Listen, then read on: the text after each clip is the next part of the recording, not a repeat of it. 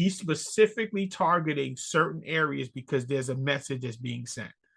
So if you're looking at the tea leaves and you're looking at how this thing is shaping up, you see where they ultimately want this to end. And if you're only here for 4 years, why does this stuff matter to you so much? Because the next president is just going to come in here and change it, but you don't believe that's the case. So now even the way he's essentially saying how elections are going to be, using executive orders to shape how elections are going to be going forward. You're watching all the pieces move, and you say to yourself, where exactly is this going to end? What does this look like? Yeah, I don't have a positive outlook on that at all. And me laughing is just like a laugh of disgust. What's up? It's Sample Disrupting, we're vibing tonight. Trending topics in the spotlight, breaking down what's right. With smooth grooves and R&B, feel we bring the heat. Critical thought for everyday life, keeping it real. What's up? It's Echo Disrupted. We back in here. We back. Absolutely. We back. Another episode. Always a pleasure, of course. Absolutely.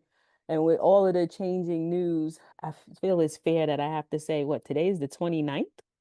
Yes, of March. We made it feels like the 29th of the 12th month of the 4th year of Donald Trump's administration. Oh my God. For real. Every millisecond feels like at least 3-4 days. I think that's the intended effect. Oh, absolutely. They're flooding the zone with mass confusion and chaos to keep people balanced. Yeah, absolutely. You want to kick us off? We jump in? Yeah. The first place I'd like to start in terms of how all of this kind of ties into our day-to-day living. I think the average person doesn't necessarily think of how the current administration relates to Hitler's rise to power and how he got to that. To the naked eye, it would appear that somebody like that just rose to power. He got elected and just went ham once he got there. But no, it was really methodical in terms of what his approach was. The ability to nullify all the safeguards that are in place or were in place in order to keep that kind of rise from happening. And if you look at it now, these are the things that are actually happening. All these levers that were meant to protect us and to keep this kind of thing from happening are slowly being dismantled. One of the areas is, let's just use law firms. The way things typically work is the judicial system keeps the executive branch in check. That's the way it's supposed to go. Trump is essentially making it impossible for, or at least prohibitive for, law firms to sue him. Let's just use Skadden Arps. Skadden Arps is the firm that was represented by Robert Mueller. Robert Mueller was the guy who did the special investigation on Trump way back when. And Trump went after that organization. It went after that firm, and now that firm has kowtowed and says, okay, we'll do $100 million worth of pro bono work for you just so you would leave us alone, right? So we can continue to operate it as a business.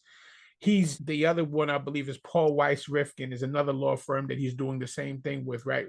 All the people who have, all the law firms who just in doing their jobs, just in being law firms, not necessarily having political agendas. They've been commissioned by whoever his political opponent was.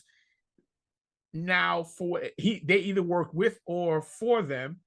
Those law firms are now in danger.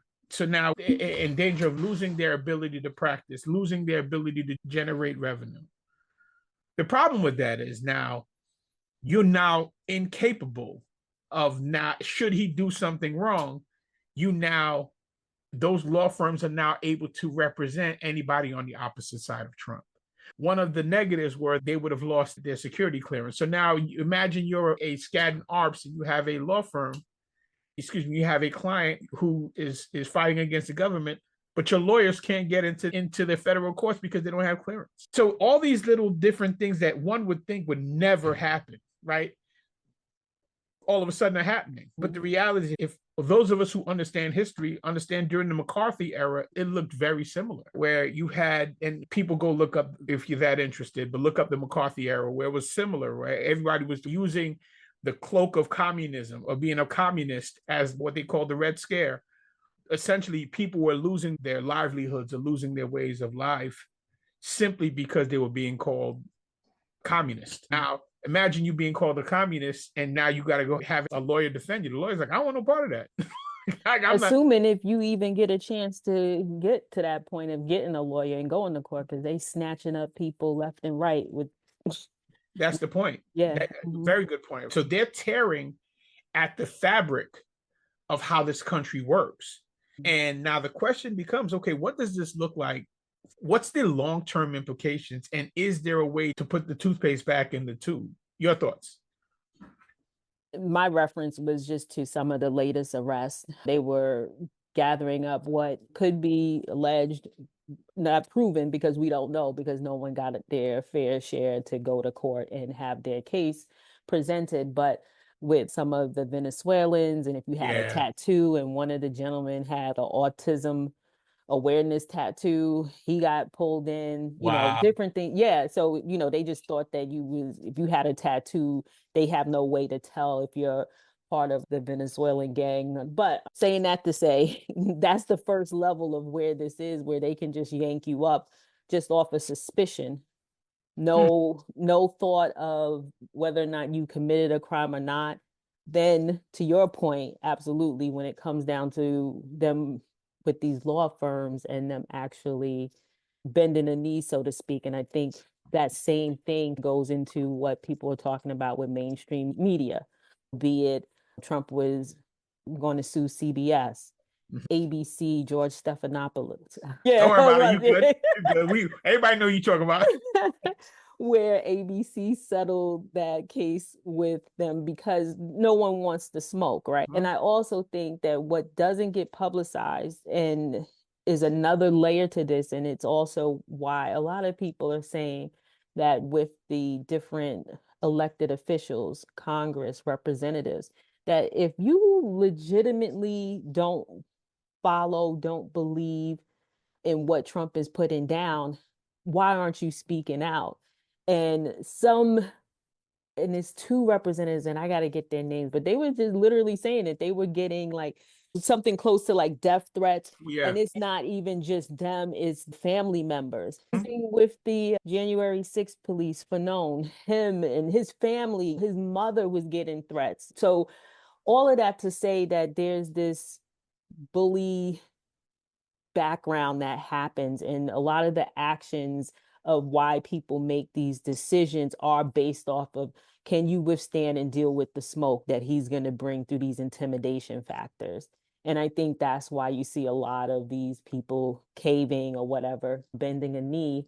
And I think, unfortunately, I think more of it's going to happen, because if you want to get a blanket pardon, he got you. You got to come up with some money. Yep. They're selling citizenships too, as well, by the way. Trevor Milton just got let off, and I think he donated like $1 million something, and he was Who's that? For this company, Nokala, Okay. they actually had this whole scam, and it was proven in court. He was sentenced to 4 years, but it was basically a hydro truck that he came up with. But the whole thing, when they did the test drive of it, it was on a slanted road. So that's why it was able to go. And then they said it wasn't electric, but they clearly could see from the picture that you could plug it in. So it was like a whole scam. But he just got a pardon from Trump. So all of that to say, money talks. If you don't have money, you're not going to be able to withstand any of what his bully tactics are. And to further your point in terms of the transactional nature of this presidency, so there are heads of different corporations paying $4 to $5 million to go to Mar-a-Lago and have a seat with him, right? These are the regulations that we're seeing either passed or not passed or rescinded from all these different factions. The way I view this, apart from just the day-to-day stuff, if you've ever been in corporate America and you've ever worked with one of these guys who walks around here with his check sticking out thinking he's Captain America, this is what Trump is. Trump represents the worst of America. And he represents the worst of America with the worst of the unbridled American, right? What every other country thinks we are, that's what Trump represents, right? The ignorant, the brash, the blunt force, the impolite, the unmannerly, and the deceitful perception that we have, he embodies all of that, right? Without getting too deep into the weeds. So you look at the impact that he's having on the world stage, right? The moves he's making is essentially making everybody else get their back up and come to arms. I wouldn't say everybody was holding hands across the world singing Kumbaya, but there was nobody really outside of what's happening in the hot zones, such as Ukraine and Russia and what have you, some of the normal ones, the Gaza situation being what it is. But we didn't have the superpowers gearing up. You got Norway and Denmark now starting to get busy. I don't know if you saw the other day, JD Vance and, oh my gosh, what's the makeup? Sephora. So Sephora's new spokesperson, JD Vance, Mr. Eyeliner himself. This dude goes to Greenland and starts talking like him. So the backstory is he was trying to get he wanted to have lunch with somebody. He wanted him and his wife to have lunch with somebody in Greenland, and he had no takers. Nobody from Greenland would take a picture with him or would do a press conference with him. So now he goes off on some tirade about how Greenland would be better served if they were under America's protections, as though Greenland isn't already part of NATO. And it's okay, how much more, like what other protection are you offering them other than what they have under NATO's umbrella? It's this level of ignorance, brash ignorance.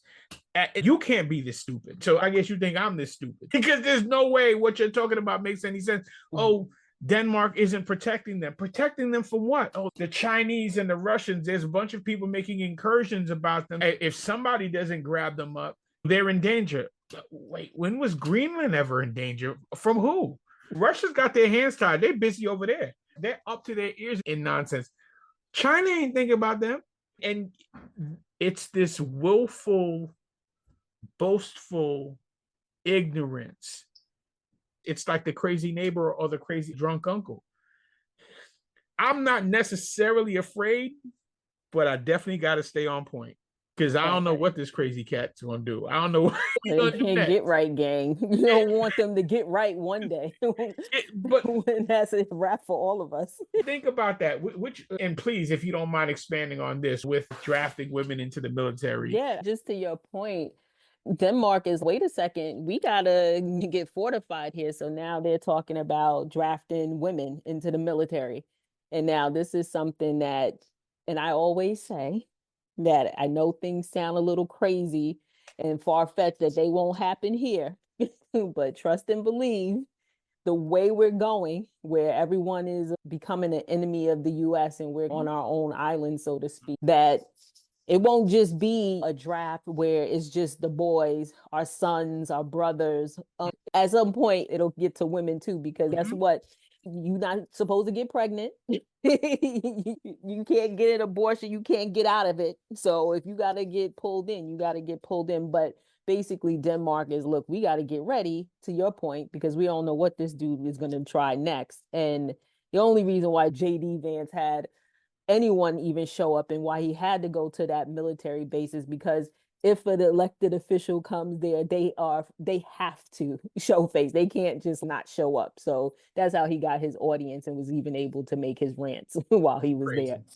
So anyway, just interesting enough, but we could hop into the next one.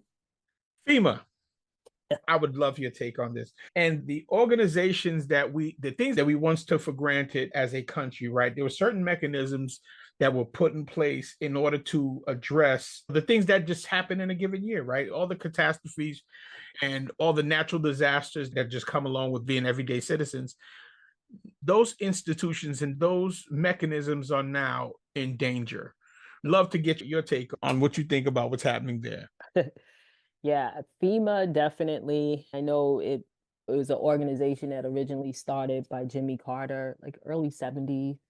And then after 9/11, it was brought in with, I think, about 21 other government agencies under Homeland Security. So now, fast forward, Homeland Security is run by Kristi Noem, former South Dakota governor. Some people may know her because the dust up happened when she came out with a book, and apparently she shot a puppy because the puppy wouldn't listen to her. But that don't hunt. So That's like the sensationalized part of it. This week, she's also, and I won't go into all of the details of this, but she probably broke the Geneva Convention by posing in El Salvador, hosting up in front of the prison where they had all of the prisoners there in the background. And anyway, not a good person, right? But back to this, she also, her top 5 points underneath Elon's request, she's striking out on each one of them. So the other thing she did was she said during one of her, I think it was one of the roundtables that Trump had, that she was going to get rid of FEMA. And basically, I think systematically is going to be a way to, what's the word I'm looking for? Take money away from the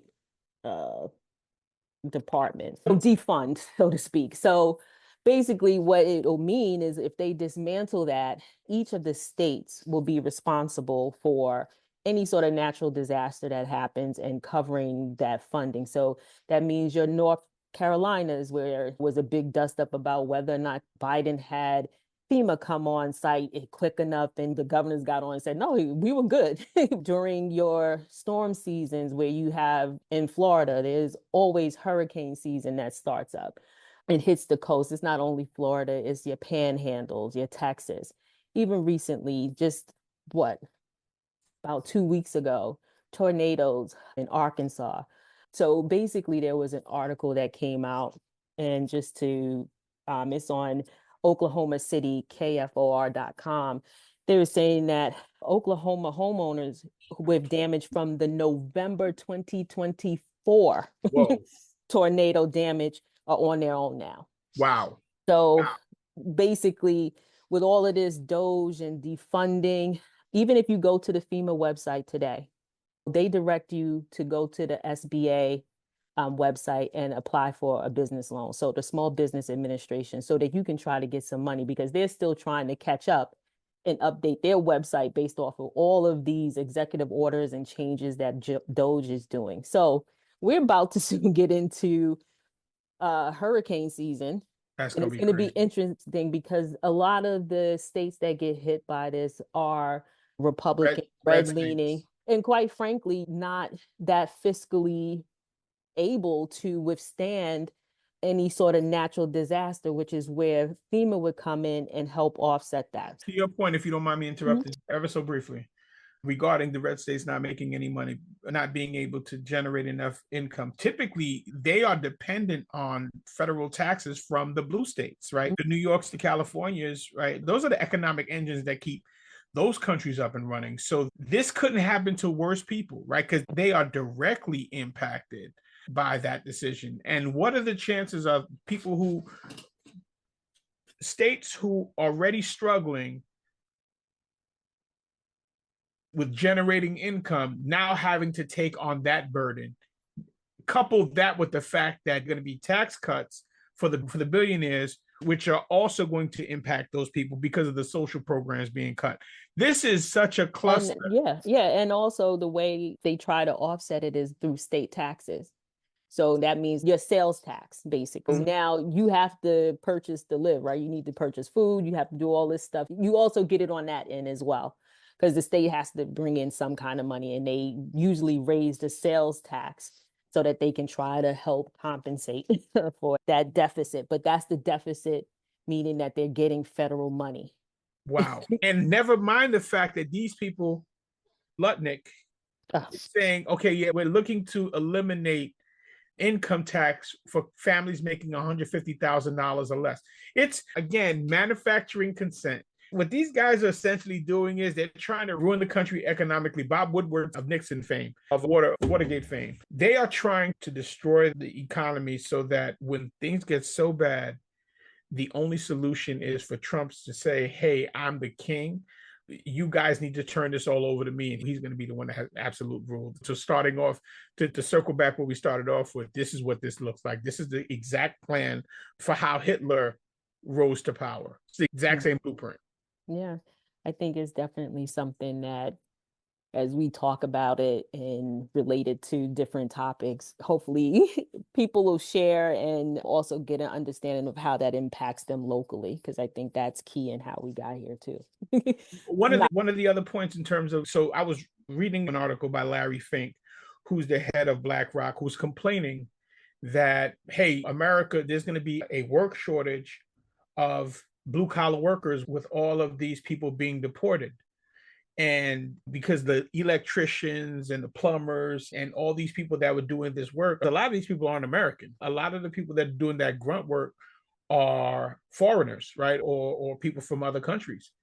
And he's saying that, hey, before we do all of that, while we have all these data centers, and again, folks, please look up what data centers are, but with the rise of Chat GPT and everything going AI, that's a tremendous amount of data that needs to be processed. And that happens at data centers, and data centers are being spun up in every corner of the world, in every corner of the communities.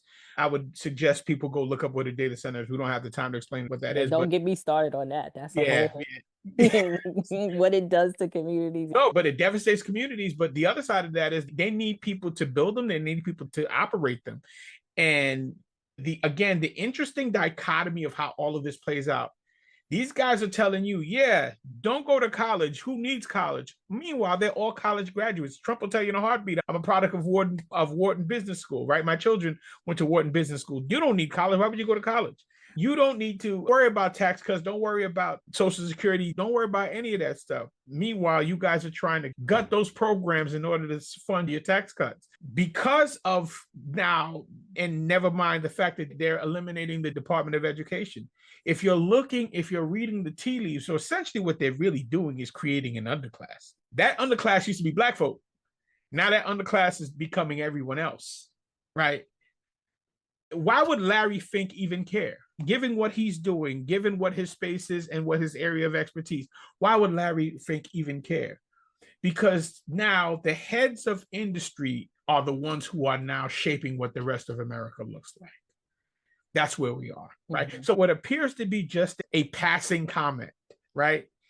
The reality is they're shaping what America is going to look like going forward. So even how the impact that just coming to and from America, right? Now, I'd love to get your thoughts on that as well. Coming to and from America, people who have visas and who were essentially here on student visas are now no longer being able to return to the country once they leave. Yeah. All those different things are now shaping what America is going to look like going forward. Because here's the thing, the people who are here on student visas are actually students. These guys are learning. These guys are keeping the institutions running. Never mind, I forgot. I wanted to talk about that too. Donald Trump's attack on Ivy Leagues, yeah. And what's happening with Columbia University and some of these other schools, essentially bringing these schools to and wanting to shape what their curriculum looks like, right? Especially African-American studies. He's specifically targeting certain areas because there's a message that's being sent. So if you're looking at the tea leaves and you're looking at how this thing is shaping up, you see where they ultimately want this to end. And if you're only here for 4 years, why does this stuff matter to you so much? Because the next president is just going to come in here and change it, but you don't believe that's the case. So now even the way he's essentially saying how elections are going to be, using executive orders to shape how elections are going to be going forward. You're watching all the pieces move and you say to yourself, where exactly is this going to end? What does this look like? Yeah, I don't have a positive outlook on that at all. And me laughing is just like a laugh of disgust. It's Absolutely. Not even a laugh that I think with the whole DEI, with, like you said, with the executive orders, the funding, all of the different areas, be it the Smithsonian, with the African American Museum. I suggest if you have not gone, if you could somehow go, it is an amazing experience. And I think it's something where we can kind of get more grounded and rooted and understand some of the things that we may need to prepare for again. But yeah, I don't have a good feeling on it in the sense that I think that it'll devolve to a point where enough of us know our history and share it and still keep it going, that it won't be forgotten. But I think the whole point is that when you take it away from these government areas, be it the museums where you can learn these things, you take it out of the schools because you're banning books. Yep. You do it systematically. You have all of these social media owners in your pocket, and basically they can censor it at any moment. Yeah, exactly. So you can pretty much frame it up to be whatever you want to get passed through. Any of the real stuff is not going to even make it to the masses. So newspapers and mainstream media, whatever they want to call them, they're folding. It's a whole systematic way of how you start to erase history. But anyway, or create his story, so to speak. Furthering that, you said to all of those who know our history, some of us who really are willfully ignorant, right? What's his name? D.L. Hughley took a shot at some of these guys when they started erasing Black people from the annals of military history, such as Jackie Robinson, as well as Medgar Evers. His question was, okay, all you jigaboos who showed up at the White House for the hoedown and the fish fry during Black History Month, what are your thoughts now? And Marcellus Wiley, I made it through the entire episode without saying dumb nigga. And then I said Marcellus Wiley, and then look what we got. Marcellus plus Wiley equals dumb nigga. Do not indulge me. Sorry.